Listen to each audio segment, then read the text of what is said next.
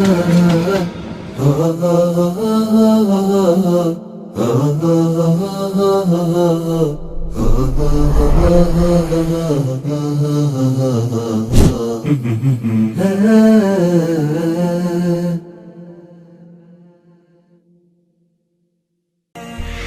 العلا سيروا شباب الأمة، وتكاتفوا ليلوح فجر أجمل، وتسابقوا للمكرمة، وحلقوا بسمائنا طرا وخيرا أمنوا. مستمعينا ومشاهدينا الأفاضل في كل مكان، سلام الله عليكم ورحمته وبركاته، وأهلا وسهلا بكم في حلقة جديدة من حلقات برنامج ساعة شباب. باسمكم وباسم البرنامج أرحب بصديقي ومن يصحبني في التقديم عبد الرحمن برهان. أهلا وسهلا عبد الرحمن. حياك الله أخوي عبد الرحمن، وحيا الله جميع المشاهدين والمشاهدات.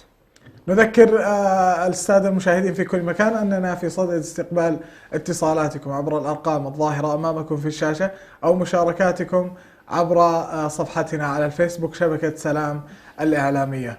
مستمعين في كل مكان إلى أول حلقات هذا البرنامج وجلسة سمر.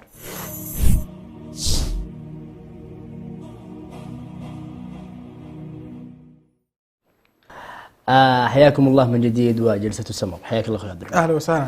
طيب أخوي عبد الرحمن، تحدثنا في الحلقة السابقة في جلسة سمر عن العلاقات، وضمنا فيها العلاقات العاطفية والصداقة بين الجنسين الرجل والمرأة. دعنا الآن نتكلم عن شيء أعمق بكثير من هذه العلاقات، ألا وهي علاقة الصداقة. نعم. ولو يعني بدأنا بأهم محاور هذا الموضوع، دعنا نقول ما هي أهم صفات الصديق الصالح، أو بمعنى الشخص الذي يعني ممكن أن تعتبره صديقا لك. ما هي الصفات التي يمكن أن يتصف بها هذا الصديق؟ طيب، احنا تكلمنا في الحلقة الماضية عموما عن علاقة الصداقة في معانيها، وتكلمنا عن مضامينها وعن أسمى ما فيها. سؤالك يا عبد الرحمن سؤال عميق. صفات الصديق أو الصفات التي يحب أن يراها الإنسان في صديقه. خليني أقول لك يعني من الأشياء الجميلة أو المهمة أنه يكون الصديق مرح. نعم. ما تكون نفسه ثقيلة، يكون كوميدي ومضحك. يعني مثلا لا صرت طالع أنت وياه ولا صرتوا في مكان، ما تحس بثقل الجلسة، تحس انه يعني خفيف، وانه يعني يزيدك سعاده وبهجه. صحيح. ايضا ايش رايك؟ طبعا يعني اذا انت طلعتك مع صديقك ما تريح نفسيا ولا تبعث في نفسك السرور والبهجه، ايش فائده الصداقه؟ صحيح. فهذا انا اشوف انه عنصر مهم جدا. وايضا يعني ممكن ننطلق من هذا المحور الى محور اخر. غالبا يكون اذا كان في راحه وبهجه، غالبا يكون في توافق بين الصديقين، فبالتالي التوافق بينهم يعتبر مهم جدا. ما يحتاج يعني يفسر نفسه صديق تجاه صديقه، خلاص مجرد ما بعض الأحيان يصل ليفل التفاهم بينهم انه بالملامح افهم من صديقي هذا الشيء اعجبه هذا الشيء وانا ما اعجبه. نعم. وبالتالي هذا المستوى من العلاقه يعتبر صداقه عميقه، انك انت تفهم صاحبك من مجرد ملامح او مجرد كلمتين تختصر كثير. كلمات وجمل. نعم. طويله. نعم. وهذا اصلا التوافق بين الصديقين ما يبنى الا على توافق في الافكار، وتوافق في المعتقدات، وتوافق مثلا في بيئه واحده يعيشونها. يعني اذا كانوا في مدرسه واحده خلاص صارت عندهم مواضيع يسولفون فيها، صارت هموم مشتركه. غير المدرسه صاروا في حاره واحده او صاروا جيران او كذا. فتوافقهم اصلا مبني على توافق اساسي، توافق افكار، توافق معتقدات وما إلى ذلك. وعدم وجودهم في بيئة واحدة أو في أماكن واحدة لا ينفي أنهم ما يكونوا متوافقين. يعني قد يكون صديقك من مكان آخر أو مجال مختلف لكنك تتوافق معه بشكل كامل. وعدم التوافق يلزم فيه الاحترام. يعني إذا كان صديقك غير متوافق معك وأنت ما احترمته، هذه أنت هنا يعني قطعت شغلة مهمة من شغلات الصداقة. فالاحترام بين الصديقين على كل حدة مهم جدا وظاهر. والله هذه نقطة مهمة عبد الرحمن. الاحترام الصديق. بعض الأحيان الناس يقولون هذا صديقي، ليش احترمه؟ نعم. يعني يعتقد أن الاحترام فقط مجرد كلام. لا، الاحترام أكبر من ذلك بكثير. احترام رغبات، احترام أوقات. بعض الناس ما يحترم أوقات صديقه، يقول تعال لي الساعة 10 مثلا ويطلع إلى الساعة 11 12، يقول هذا خوي، ليش أنا أجيه بدري؟ هذا طبعا ما يعتبر احترام أبدا. يعني من المواقف المشهورة بين الأصدقاء مثلا تقول لصاحبك انزل تحت أنا وقابلني في المكان الفلاني، تلقاه يتأخر وياخذ وقته ويعني ويتمطط. هذا ليس من احترام الصديق وإن كانت علاقتك عميقة معه. ومن أهم أسباب أو من أهم أوجه احترام الصديق أنك أنت تحترم رغباته، بل أنك ترفع من صديقك. بمعنى أنه إذا وجدت أن صديقك مثلا مهتم مثلا بالهندسة، مهتم بمجال معين في الحياة، تحترم هذه الرغبة أولا وتطورها قدر المستطاع ثانيا. فإذا كان صديقك لا يستفيد منك في حياته بشكل مادي أو بشكل معنوي فما فائدتك كصديق؟ إذا أنت ما نهضت، يعني يقال يعني قاعدة معروفة في العلاقات أنه إذا كان صديقك لا يدفعك إلى الأمام فهو يدفعك إلى الخلف. نعم. ما في ثبات. إذا أنت لم تتقدم وصديقك لم يدفعك الأمام فأنت تتقدم، لأنه في غيرك قاعد تتقدم. نعم. فإذا أنت ما تقدمت يتقادم. نعم بالضبط. هو دائما مثل ما ذكرت المعروف أن الصديق يا أنه يدفعك إلى الأمام يا أنه يخليك في مكانك، ووضعك في مكانك تأخر. بالضبط. فما بالك بالتأخر أصلا، لأن في نوع من الأصدقاء اللي هم يعني يثبط عزيمتك. هذا أضر. أي هذا أضر. نعم. وإحنا ما نتكلم عن هذا النوع إن شاء الله، أن ما حد حاولنا من هذا، لكن الصديق اللي يخليك في مكانك أنت قاعد تتأخر فيه. صحيح. لأن العالم ما ينتظرك، العالم قاعد يجري والعالم قاعد يستمر، لا من ناحية تخصصك الجامعي مثلا، لا من ناحية أخلاقياتك، لا من ناحية شخصيتك، هذه كلها لازم الصديق يقوم فيها. صحيح. صديقه. ومن أيضا ومن سمات الصديق الجيدة الوقوف بجانب الصديق، أو ما نسميه بالفزعة، يعني صحيح. أنك تكون في جانب صديقك في السراء والضراء، وعدم الوقوف في جانب الصديق خلل.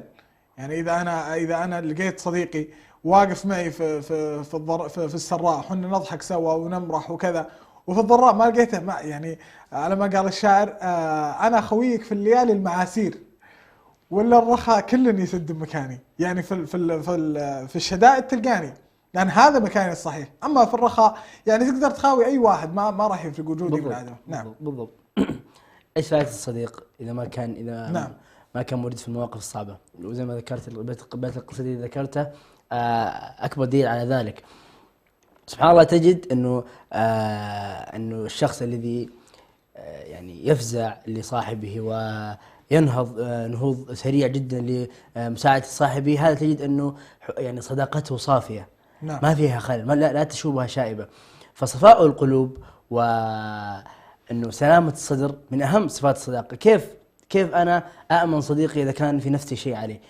بل يجب أن يسارع الصديق إذا في حال حس أنه صاحبه في نفسه شيء عليه، يجب أن يسارع لإزالة هذه الشائبة، لأنه الشيطان يجري في الإنسان مجرى الدم، فبالتالي ممكن لا قدر الله من هذه الشائبة يعني تنطلق بها إلى سوء الظن، ثم عداوة، ثم قطيعة لا سمح الله. وفي الإسلام لا يجوز، لا يحل المسلم أن يهجر أخاه فوق 3 ليال الحديث. فبالتالي صفاء القلوب مهم جدا. أيضا في هذه النقطة يوجد حديث عن النبي صلى الله عليه وسلم حين قال كان جالسا النبي صلى الله عليه وسلم مع أصحابه وكان يحدثهم، ثم قال يدخل عليكم الآن رجل من أهل الجنة. فسكت الصحابة ثم انتظروا، فدخل رجل متوضئ لحياه تقطر من الوضوء فجلس. ثم في اليوم الثاني قال يدخل عليكم رجل من أهل الجنة. ثم قال في الليلة الثالثة قال يدخل عليكم رجل من أهل الجنة. وفي 3 مرات يدخل نفس الرجل. فاستغرب الصحابي الجليل عبد الله بن عمرو بن العاص وقال يعني أكيد أنه في سر. فذهب إلى بيت هذا الرجل وقال إني أنا متشاكل مع والدي فأريد أن أبيت عندك هذه 3 ليالي كحيلة يعني. نعم. وطبعا عبد الله بن عمر اختلق هذا العذر حتى يعلم ماذا يفعل، لأنه غالبا في الصباح لا تظهر معادن الرجال، في الليل هي التي تظهر، قيام الليل، الصدقة، ما إلى ذلك. فوجد أنه شخص عادي ينام الليل إلى الفجر ولا يقوم الليل، يعني ما في شيء، بالعكس يعني يوجد ناس كثير أفضل منه، لكن هذا الشخص ماذا تميز عن غيره؟ فلما انتهت 3 ليالي استغرب الصحابي عبد الله بن عمرو بن العاص، وذهب إلى رجل وسأله وقال يا أخي كنا جالسين عند النبي صلى الله عليه وسلم وحدث ما حدث. نعم. يدخل عليكم رجل من أهل الجنة 3 مرات. نعم. وأنت اللي دخلت. وأنا لما رأيتك ما في شيء غريب، ما في شيء أنت تسويه أنا ما أسويه، بل أنا في أشياء أنا أسويها أفضل من الأشياء طبعا هذا الكلام ما قال عبد الله بن عمرو، ولكن نعم هذا معناه. فقال للصحابي أما وقد سألتني فإنني لا أبيت وفي قلبي غل على أحد. يا سلام. يعني شوف صعبة جدا، فقال عبد الله بن عمرو بن العاص قال هذه التي لم نستطع عليها. نعم. انه احنا ممكن نقوم الليل، نصوم النهار، نتصدق بكل اموالنا، ولكن ننام وفي قلبنا غل وليس في قلبنا غل على احد. هذه صعبه. كيف شخص شاتمك، كيف شخص سابك، كيف شخص اخطا عليك، ما بالك كيف شخص اغتابك، كيف انت تسامح كل هؤلاء الناس؟ وفي كل ليله، تخيل كل ليله تجي في سريرك تقول يا رب انا مسامح كل هؤلاء. هذا شيء صعب. ولما ودعني اقاطعك يا عبد الرحمن، ولما كانت لها هذه الصعوبة كان جزاؤها الجنة. فقال النبي صلى الله عليه وسلم يدخل عليكم رجل من أهل الجنة وهو لم يمت بعد. فيعني النبي صلى الله عليه وسلم أقر له بالجنة وهو لم يمت لصعوبة ما فعل. وصفاء القلب ومبيت الليل بدون غل ولا حسد على مسلم أو على صديق بشكل أقرب من الصفات اللي تقوم معنى الصداقة. ليش؟ لأنها تقوم الصديق عن صديقه. يعني كيف أقول لك؟ الآن إذا أنا صار في قلبي عليك شيء وأنت صديقي، صحيح، ما راح أجي أقول لك تراك أخطيت في الشغلة الفلانية يا عبد الرحمن عدلها، تراك متراجع في الشغلة الفلانية قومها. لا، لأني أنا أصلا ما أبغى لك الخير، لأن في قلبي عليك شيء. كون قلبي صافي عليك هذا يخليني أقومك في كثير من الأمور ويخليني أنهض بك إلى القمة. فيا عبد الرحمن تعال، أنا وياك نبي نقوم من هذا الشيء، نبغى نحسن من هذه الصفة. نعم. نعم. أيضا من أهم أسباب أو صفات الصديق أن الصديق لا يمكن أن يسمى صديق إذا كان خوانا. نعم. بل الصديق لا يستحق، الخوان لا يستطيع أن يكون إنسانا، لأنه صفة الخيانة ليست من صفات الإنسان السوي. نعم. ما بالك بالإنسان الصديق. فهذه من أهم الصداقة. وبالعكس تماما يجب أن يكون الصديق وفيا لصاحبه سواء في حضوره وفي غيابه، أدعى أن يكون وفيا. نعم. وعن أوجه الوفاء كثيرة، منها عدم ذكره بالسوء في غيابه، ذكر محاسنه في غيابه، تذكر يعني أفضاله عليك، ومحاولة أنه أنت تكون ترد له قدر المستطاع. هذه كلها يعني أوجه الوفاء كثيرة، يكفي أن تكون وفيا وبالتالي المواقف سوف تأتي بعد ذلك. نعم. نعم. والحديث عن الوفاء حتى بعد انقطاع العلاقة. صحيح. أو كبر السن. هذا أدعى. أي هذا خلك من الوفاء في قوة العلاقة أو في أوجها أو في الوقت اللي أنت وصديقك فيه متفقين في كل شيء، هذا وفاء مطلوب. لكن الوفاء الأشد طلبا هو الوفاء ما بعد هذا، وفاء بعد انتهاء العلاقة أو بعد المسافة. قد تكون مغترب وصديقك مغترب، يا أخي وافه باتصال برسالة، هذا ما يزيد المودة والمحبة بين الأصدقاء. نعم.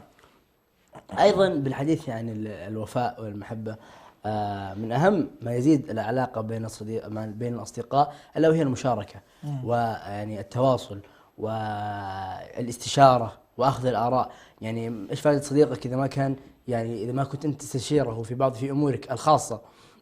نجد أن بعض الناس يعني يتأكد أنه صديق لفلان بعدما أن هذا الصديق بدأ يستشيره في أموره الخاصة. نعم. يعني أنا إيش أستفيد منك إذا أنت مثلا بتستشيرني والله يعني عن أمورك العامة اللي أنا مثلا رحت اليوم رجعت، يعني روتينك اليوم أنا ما أحتاجه. أنا أحتاج تفاصيلك الدقيقة حتى أتأكد أن أنا أكون صديق لك، وأنا أيضا سوف أشاركك همومي وأحزاني، لأني أنا أثق بك، والثقة هي مدعاة للمشاركة والاستشارة وما إلى ذلك، فضلا عن الأمور الأخرى من الحياة اليومية اللي هي المشاركة والضحك واللعب وما إلى ذلك. نعم. ومشاركة الأسرار بين الأصدقاء يكون فيه نوع من توطيد العلاقة وفيه نوع من الثقة، وإذا حصلت الثقة حصل الوفاء وحصلت العلاقة الجيدة في عمومها. وأيضا مشاركة الأسرار يعطي الصديق مجال أنه يفهمك بشكل أكثر. فإذا طلبت نصيحة أعطاك النصيحة بحذافيرها وباللي تحتاجه أنت. مثلا يقول صديقك من صدقك لا من صدقك. صحيح. من صدقك النصيحة، من صدقك العطاء، من صدقك المشاعر والوفاء وإلى ذلك. مو باللي صدقك كل ما قلت كلمة ولا فعلت شيء صدق حتى وإن كنت على باطل، لا، صديقك هنا من صدقك. فمشاركة الأسرار تعطيك توطيد أكثر. وهنا سبحان الله، ودعني أقاطع أخي عبد الرحمن، الشرع أو الإسلام له في هذه النقطة بالذات يعني مواقف كثيرة، منها حديث النبي صلى الله عليه وسلم المؤمن مرآة أخيه. وأيضا في الحديث الآخر اللهم صل على محمد، ذكرني بحديث النصيحة، الدين النصيحة. قلنا لمن يا رسول الله؟ قال لله ورسوله ولأئمة المسلمين وعامتهم. ثم أيضا من رأى منكم منكرا فليغيره بيده. هذه كلها أمور يعني يعني تزرع في المسلم كون يعني فضلا عن الصديق أنه ينصح لصاحبه وينصح ويكون مرآة لأخيه، فما بالك بين الصديقين. لا، هذا الأمر أدعى وأشد أن تكون أنت مرآة لصاحبك. فغالبا الشخص لا يرى عيوب نفسه، الناس يرون عيوبه. نعم. فبالتالي الصديق الصالح هو الذي كما ذكرت عبد الرحمن يذكر عيوب صاحبه ويصدق فيها ولا يصدقه. نعم. ولعل في هذا نوع من أنواع الوفاء. وأذكر في هذا قول الشاعر المقنع الكندي: ولا أحمل الحقد القديم عليهم وليس كبير القوم من يحمل الحقد. صحيح. واللي لا يحمل الحقد وفي بطبيعة الحال. صحيح. فإذا أنا قلبي عليك صافي تمام الصفاء فأنا أكيد إني وافي لك، يعني ما هو بالمنطق ولا هو بالعقل إني أنا أكون لك إني أحمل شيء في قلبي وأكون وفي لك. ليش أنا بكون وفي لك؟ أنا أصلا قلبي تجاهك مو صافي. والأمثلة في هذا كثيرة يعني. طيب عبد الرحمن، عندي سؤال ولكن دعنا يعني نكمل الحديث عن الصداقة وعن هذا الموضوع في الحلقات القادمة بإذن الله. الحديث فيها يطول. نعم، الحديث فيها يطول. نعم. مشاهدينا الكرام، مستمعين أفاضل، إلى فاصل قصير وحول العالم.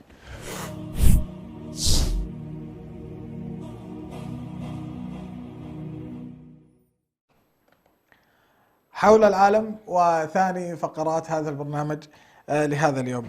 تحدثنا في الحلقات الماضية عن دول كبيرة مثل الصين بتعداد سكان يصل إلى مليار، والهند بتعداد سكان يصل إلى أيضا فوق المليار.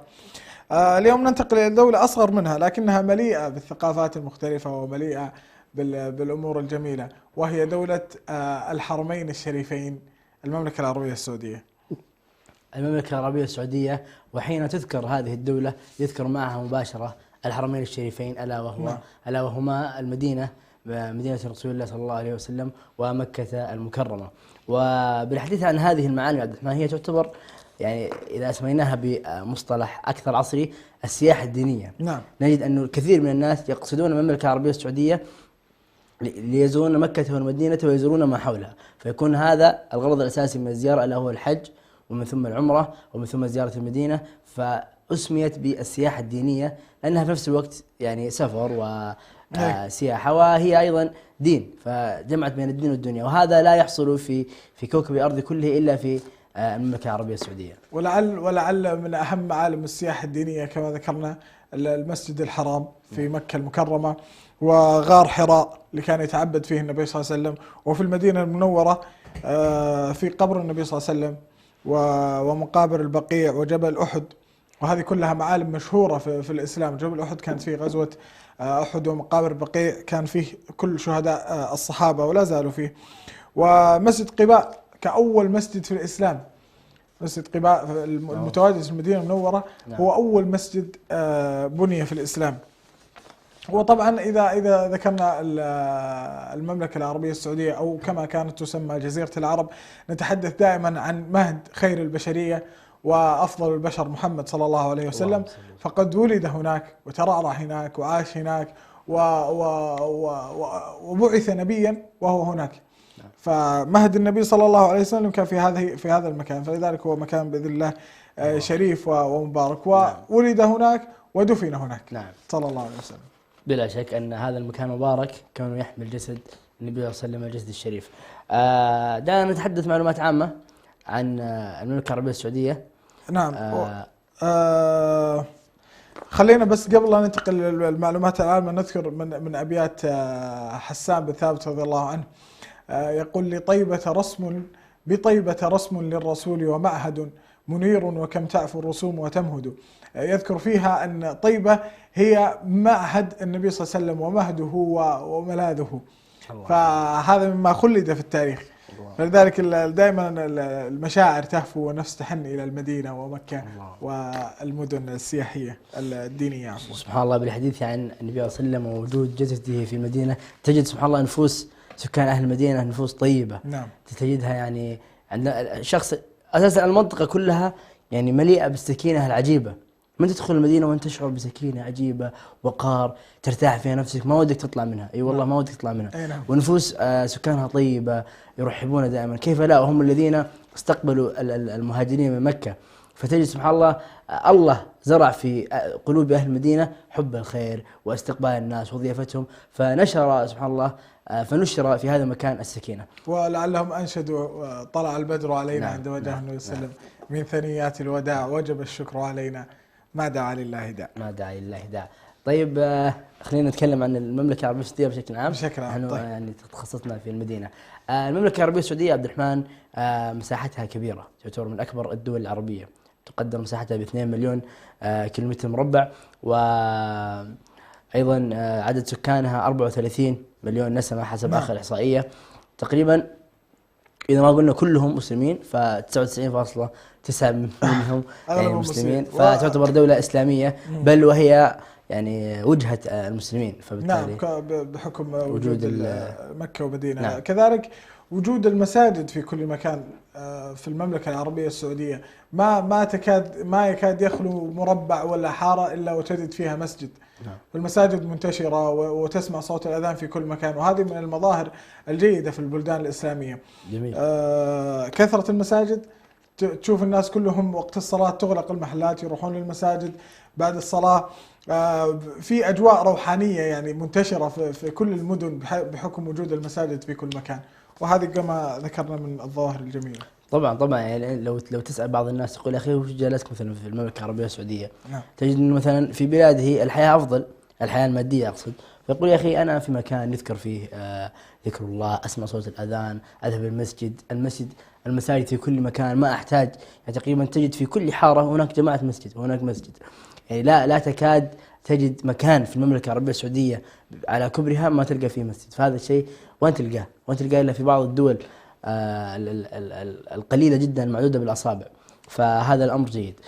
دعنا نتحدث عبد الرحمن عن معلومات، أيضا نعود للمعلومات. نعم. عاصمة السعودية هي مدينة الرياض، وبالحديث عن العاصمة فبالتالي كما هي عواصم العالم تشتهر بالازدحام الشديد. نعم. تشتهر بوجود المعالم الأثرية التاريخية، مثل يعني كما ذكرت عبد الرحمن قصر المصمك وما إلى ذلك، وأيضا تجد فيها المعالم الحديثة العصرية مثل برج المملكة اللي يعتبر من أكبر الأبراج في المنطقة. أيضا عندك برج الفيصلية، عندك أيضا المعالم الأخرى كثيرة. فبالتالي عاصمة المملكة العربية السعودية هي مدينة الرياض، وفيها من التاريخ العظيم الشيء الكثير، سواء مدينة الدرعية وغيرها من المناطق. نعم. وللعودة في تاريخ الرياض كما كانت تسمى سابقا نجد، فنجد أنها مذكورة من الأزل في شعراء، في قصائد العرب وفي قصصهم. وأذكر في هذا على السريع أن كانت في امرأة عجوز كانت تسكن نجد، فأخذها ابنها، أو فيما معنى القصة ما أذكرها تحديدا، إلى مكان ريفي لتهنأ فيه وتعيش وكذا. وكانت هي تعيش بين الغنم وخيمتها وكذا، وكانت مستمتعة بالمعيشة هناك.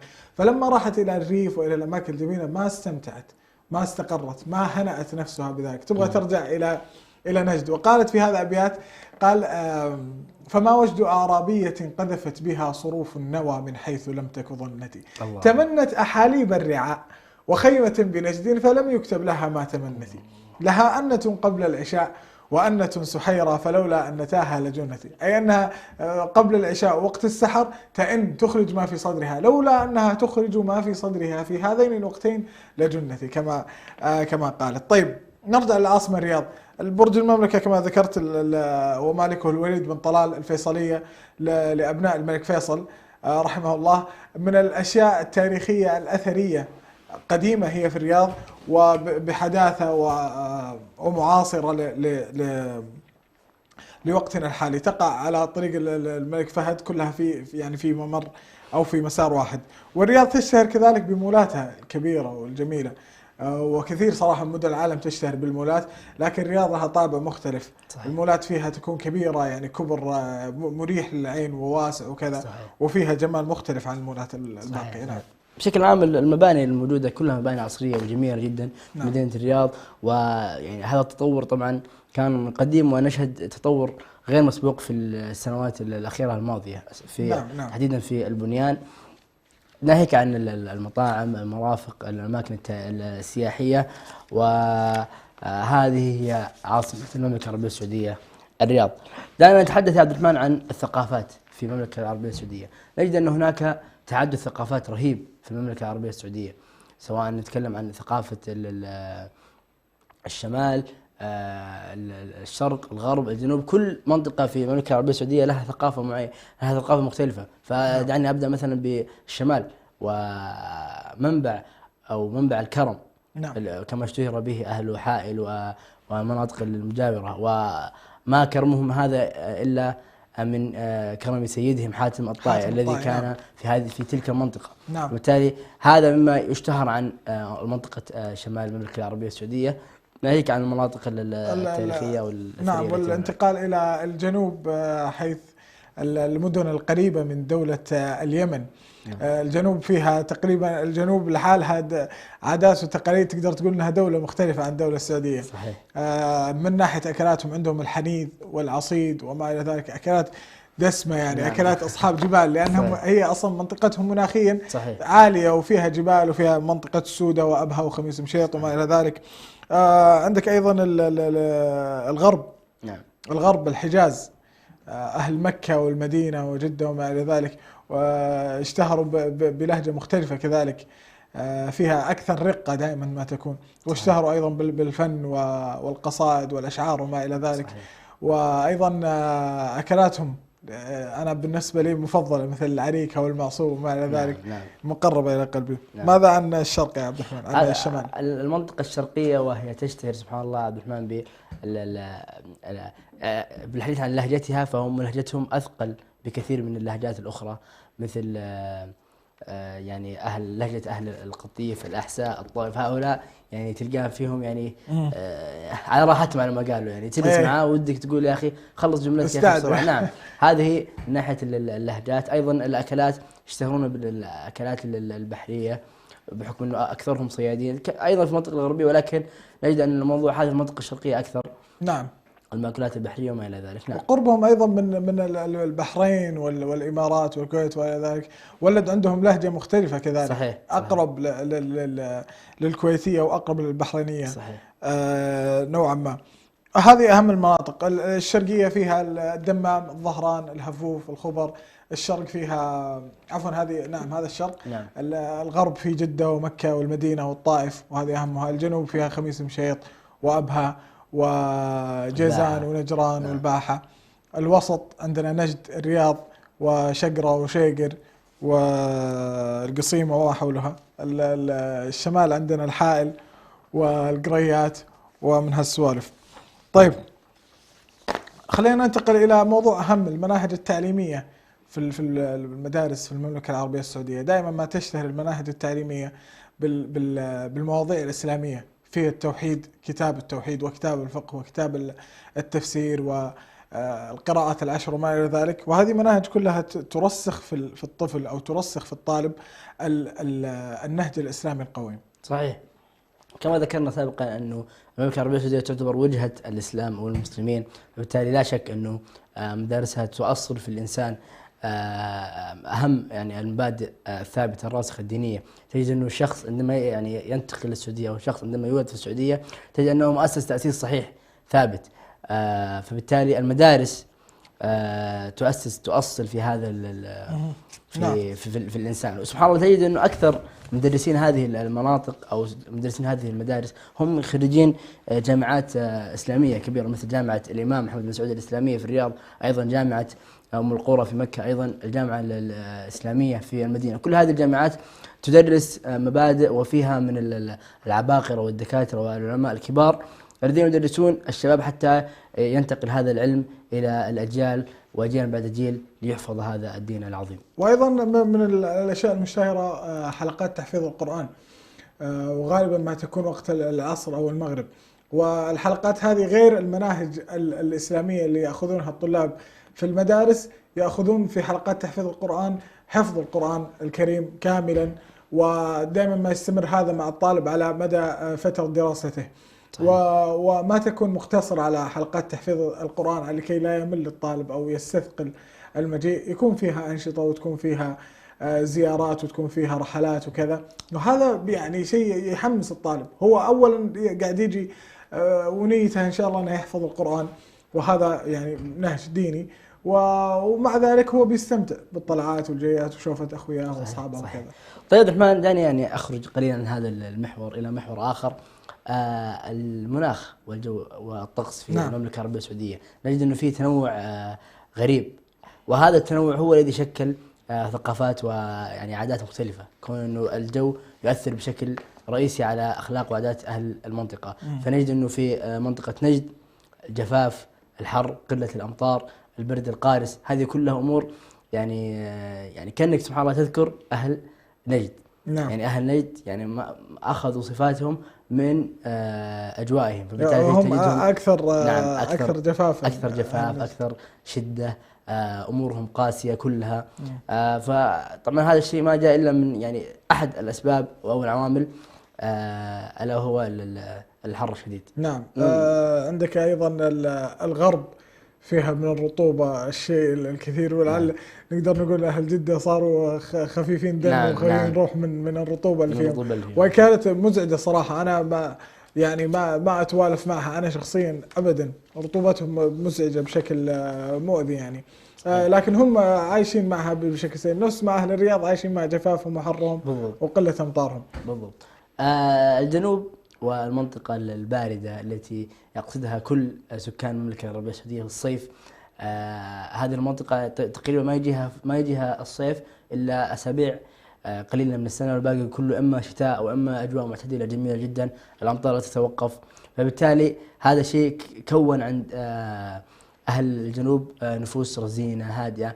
نادرا ما تجد يعني ناس من أهل الجنوب يعني حارين منفعلين جافين، غالبا تجد كلامهم حتى لو تلاحظ لهجتهم تجد انه فيها ايضا نوع من الرقه خلينا نقول، وما في ذيك الشده، ما في ذيك الغلظه كغلظه اهل نجد، وهذا الشيء اكيد انه مستمد من اجوائهم. الحديث عن الشمال واجواء مختلفه عن اجواء السعوديه كلها، حيث تلقى عندهم ثلوج. صحيح. وهذا مستغرب يعني، لو قلت لأهل الرياض ثلوج قالوا لك ما ندري وش الثلوج يعني. هم أمطار ما تجيهم، فما بالك بالثلوج. أهل الشمال تجيهم ثلوج بكثرة في الشتاء، وجوهم في الصيف ما هو بالحار المزعج مثل حرارة بقية المدن، فأجواءهم تقدر تقول أنها الأجمل أو الألطف، كونك تجد ثلوج وكذا وأنت في السعودية. هذا شيء غريب. نعم شيء مستغرب. باختلاف الثقافات واختلاف المناخات واختلاف الأجواء، تجد أنهم يتفقون في شيء واحد، الشعب على الأخلاق العربية الأصيلة اللي لعل النبي صلى الله عليه وسلم تركها لهم في هذه الجزيرة، والصحابة المكرمين.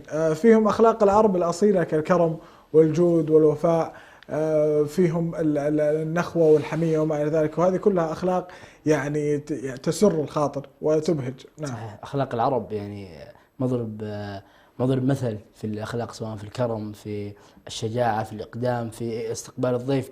لا تجد مثل العرب وكرمهم، وكما ذكرت اختلفوا في الأجواء، اختلفوا في الثقافات، واتفقوا في الأخلاق. دعنا ننتقل إلى محور أيضا بارز في المملكة العربية السعودية، ألا وهي علماء المسلمين في السعودية، وأيضا علماء بشكل عام.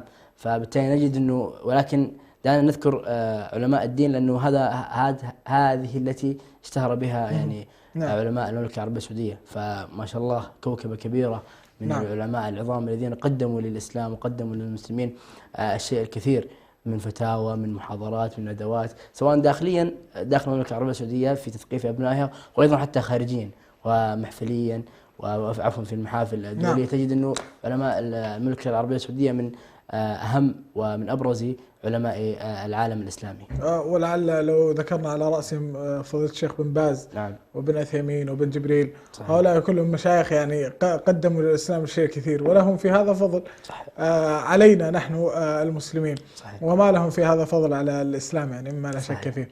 فكما ذكرت كوكب من العلماء كبيرة جدا، قدموا للدين شيء كثير، وبعضهم وأيضا على غير صعيد الدين، على صعيد العلم في كثير من العلماء وفي كثير من الناشطين الذين برزوا في العلم وبرزوا في كثير من المجالات اللي يعني جميلة صراحة. لعلي أرجع معك للحديث عن الأخلاق المتأصلة في الشعب السعودي أو الشعب الساكن في تلك المنطقة. خلني أقول لك أن من أهمها أو من أبرزها النخوة، ولعلها هذه صفة جميلة. يعني إذ ما تلقاه يعني يترك صديقه كما تكلمنا في جلسة سمر، أو يترك أخوه، أو يترك أبوه، لا، تجد أن الإنسان يقف مع كل إنسان حوله وفيهم تكاتف وترابط، يعني يستدعي انك تستمتع يعني بالنظر الى مثل هذا. ولعل هذا ايضا ناشئ او متأصل في اطفالهم وفي من هم في صغار السن. طيب، لعل الى هنا يكون الحديث فيه كفاية. مستمعين ومشاهدين الافاضل، وفاصل قصير ونعود اليكم. يلوح فجر أجمل وتسابقوا للمكرمة وحلقوا بسمائنا طرا وخيرا أمنوا. نعتز بهويتنا، نعتز بتقاليدنا، نعتز بديننا كمسلمين إريتريين، نعتز بوطننا وأرضنا. تأتي إحداهن من السفر، إذا لم تبكي في عندها تعتبر مصيبة من المصائب، لذلك تبكي وتهيج النساء ويبكين. حتى لو كان الجواز في جيوبهم، هو في جيبهم ولكن ليس في قلبهم.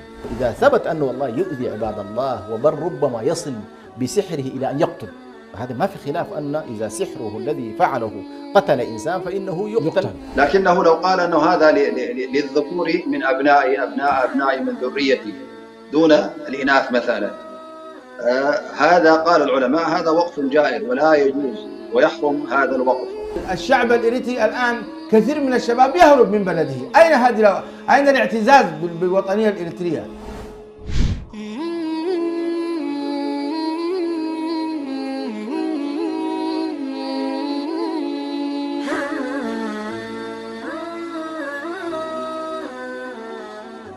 أبدأ بسم الله والرحمن وبالرحيم دائم الإحسان، فالحمد لله القديم الأول والآخر الباقي بلا تحول.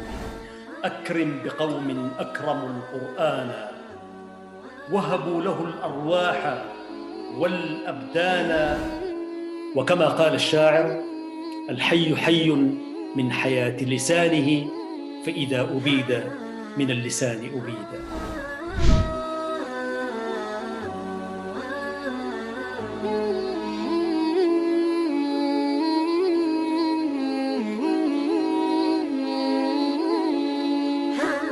الأسرة تلعب دور كبير جدا في حفاظ وتوريث الهوية الإسلامية والوطنية بالتحديد أيضا لأبنائها. الهوية الإسلامية موجودة، ولكن للأسف الهوية الإريترية أو الهوية الوطنية أمست. إنما أصبح الطلاق الآن تحت مظلة الزواج، أصبح هناك طلاق داخل بيت الزوجية. الطلاق النفسي والطلاق العاطفي هو الأكثر انتشاراً في الواقع الحالي مع الأسف الشديد. إنه المتطوع نفسه ما يكون فاهم رسالة الجمعية أو العمل التطوعي اللي هو بيشتغل فيه. الأسرة الإريترية في الخارج كيف تحافظ على نجاحها وسعادتها في ظل الغرب مثلا؟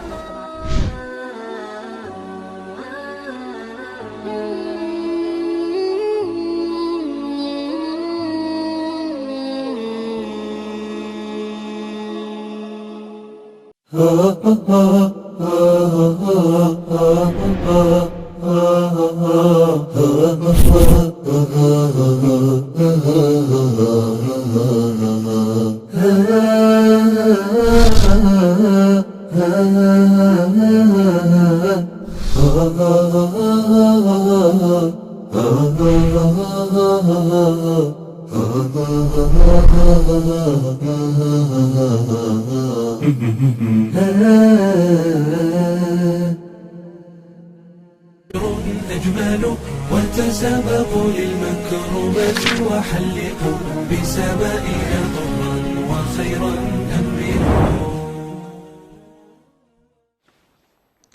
مشاهدينا الكرام، مستمعينا الافاضل في كل مكان، حياكم الله من جديد في برنامج جلسة شباب. او ساعه الشباب. حياك الله اخوي عبد الرحمن. اهلا وسهلا. مستمعينا الافاضل مشاهدينا الكرام، الى اخر فقراتنا لهذه الحلقه وسبورتس.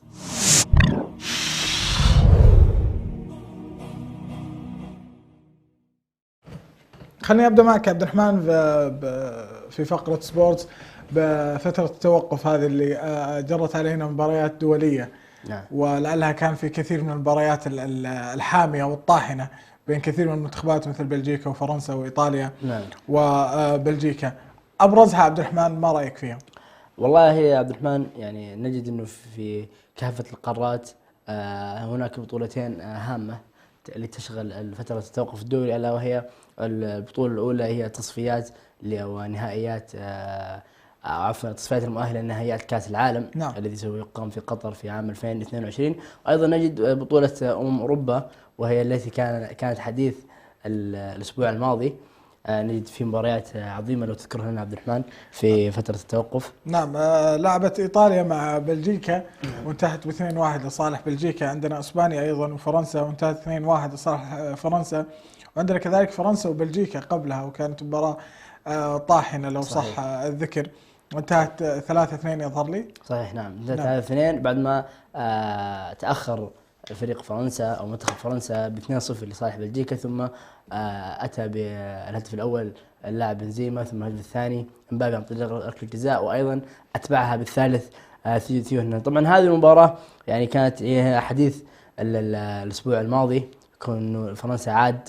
وعندما نذكر هذه المباريات نذكر فيها عنصر مهم جدا، ويعني ان صح التعبير يمكن هو الذي جعل هذا الرجل جعل من ايام الفيفا او التوقف الدولي ايام جميله للكرويين. الا هو اللاعب الكبير كريم بنزيما ومستوياته الكبيره، سواء ادواره معروفه في ريال مدريد وايضا ادواره مع منتخب فرنسا. طبعا كما نعلم انه بنزيما كان متوقف عن المنتخب الفرنسي بسبب خلافات مع المدرب، ولكن عندما عاد حرفيا عاد، يعني اعاد منتخب فرنسا الى المباراة في مباراة بلجيكا، وأيضا سجل هدف التعادل وكان عامل مؤثر في النهائي مع إسبانيا. فكريم بنزيما وصل يعني إلى مرحلة يعني ممكن يعني أنا أصنفه من أساطير كرة القدم وأساطير ريال مدريد، كونه وصل لهذه المرحلة العالية من النضج الكروي. بعد كيليان امبابي في مباراتهم مع اسبانيا جاب هدف تاريخي وجميل وشاهده كثير من المتابعين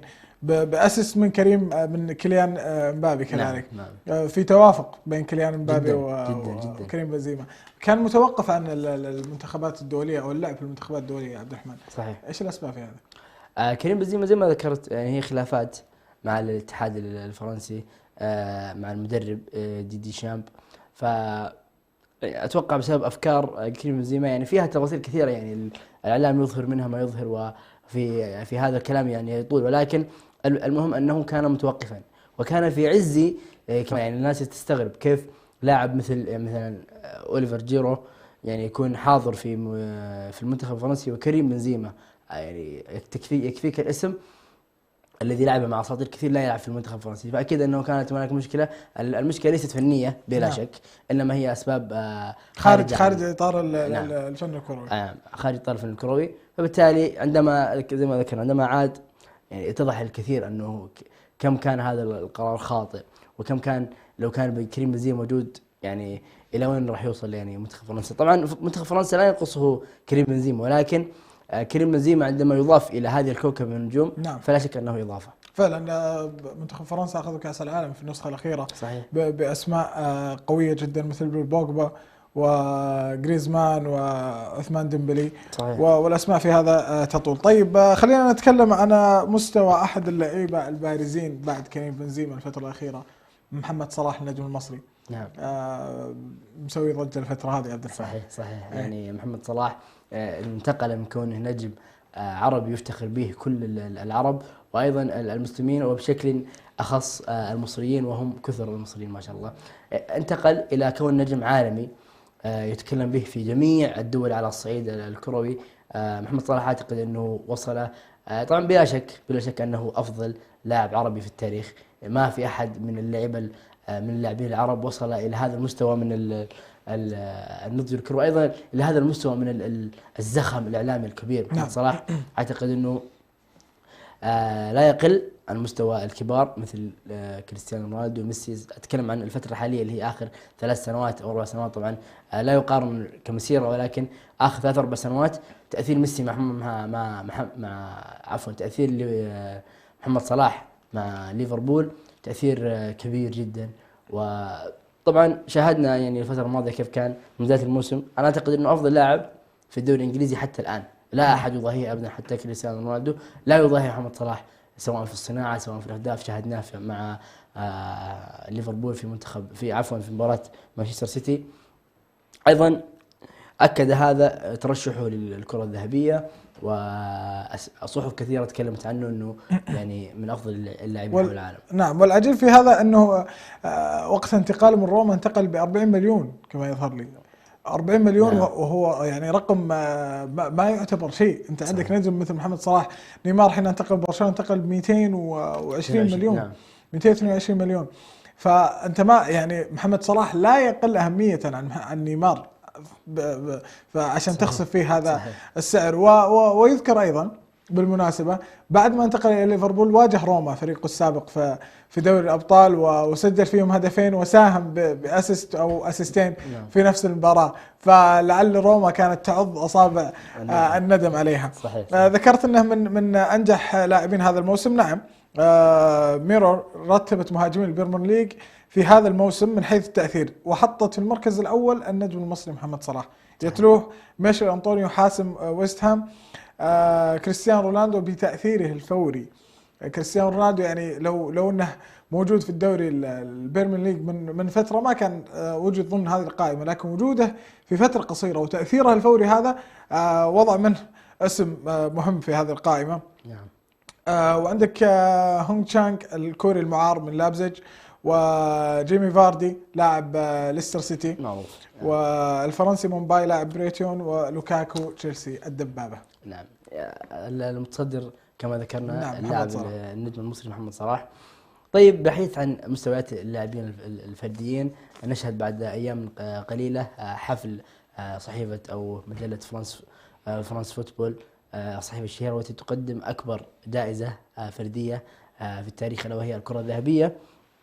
تحدثنا في الحلقات الماضية عن أسماء ممكن أن ترشح للفوز بهذه الجائزة. نعم. برأيك عبد الرحمن من الأحق بالحصول عليها؟ ذكرنا ليفاندوسكي. نعم. وميسي مهاجم باريس سان جيرمان بعد أن كان في برشلونة. ذكرنا كذلك من تشيلسي جورجينيو الظاهر. نعم. جورجينيو من المرشحين. نعم، من تشيلسي. نعم. في وجهة نظري ليفاندوسكي من المستحقين الكرة الذهبية من فترات طويلة. صحيح. ولعله ظلم فيها في كثير من المواسم. صحيح. فنأمل ردعا للظلم أن يحصل عليها ليفاندوسكي. وهو أيضا مهاجم لا بأس فيه. صحيح. أو لا نقول لا بأس فيه، مهاجم ممتاز جدا ومن الطراز الرفيع. صحيح. من المهاجمين الفتاكين داخل المربع التهديفي. ما رأيك أنت؟ أتفق معك جدا. ليفاندوسكي لاعب يعني تستغرب أنه ليس في مسيرته كرة ذهبية أو كرة ذهبية على الأقل، ولكنه ظلم بسبب أنه أتى في زمن كريستيانو وميسي. نعم. لو نذكر اللاعبين الكبار الذين أتوا في زمن هذين اللاعبين وظلموا، القائمة تطول. نبدأ من دياغو ميليتو، نبدأ نذكر اللاعب أريان روبن، نذكر اللاعب ريبيري، نذكر تشافي، نذكر إنيستا، نذكر أسامي كبيرة جدا. يعني تستغرب إنه كيف هذه المسيرة. يعني لو نجد على المستوى الفردي، على الصناعة، الأهداف، التأثير مع الفرق، عدد البطولات، تستغرب كيف هذا الشيء هذا اللاعب ما أخذ الكرة الذهبية، ولكن أتوا في زمن يعني في زمن صعب. كريستيانو رونالدو، ليونيل ميسي كانوا يتشاركون نفس المنصة لمدار 15 سنة. فإذا كان ميسي هو الفائز يكون كريستيانو من المرشحين، والعكس. صحيح. في ذلك. صحيح. فلذلك إذا وصلت إلى هذه المرحلة من الكمال الكروي، صحيح، فمن الصعب أن تجد لك مضاهي، مع وجود نفس ما ذكرنا ليفاندوفسكي وتيري هنري وإيتو والعظماء في هذا. طيب، جميل جدا.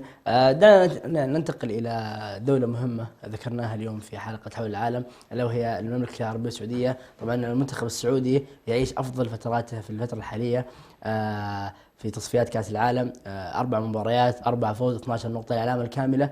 نجد أنه المنتخب السعودي يعيش فترة جميلة جدا. طب بالحديث عن المملكة العربية السعودية، نجد أن صندوق الاستثمارات السعودية استثمر في أحد الفرق والتي لها تاريخ عظيم، ألا وهو فريق نيوكاسل. حديثك عن هذه الصفقة الكبيرة يا عبد الرحمن.